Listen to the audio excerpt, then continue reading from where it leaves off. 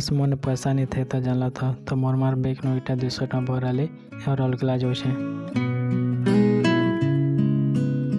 तो गाइस सेटा होचे मोर भाई जेनटा कि मते बस स्टैंड आनी छाड़तले। तो इटा देखो तो बस स्टैंड पहुंची जाइछो आ बस रे मु इटा चढ़ी गेली देखो तो फाइनली।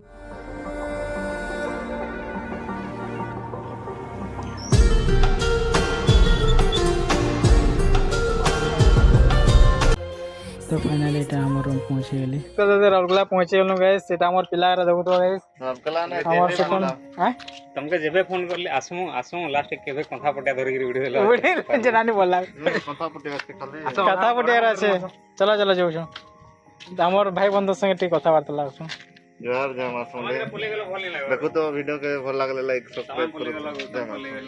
हां तो बिल्कुल भल नहीं लागबार एकला एकला लागुछे गो मुई एटा मोर पुना खाता बई देखुछे रिवीजन करवा लागि चेष्टा करछे कांजे कि केल मोर एग्जाम अछि जानलो गनी आरे एग्जाम तो सेता लागि खाता बई रे देखुछे। आज खावा लागि मिलला देखुछे नि भात और तरकारी एसे जेंडा खाइ पी ग्राम सोई पड़ले। तो आरे एग्जाम केनता हला केल बतो छे वीडियो के लाइक एंड सब्सक्राइब कर दो।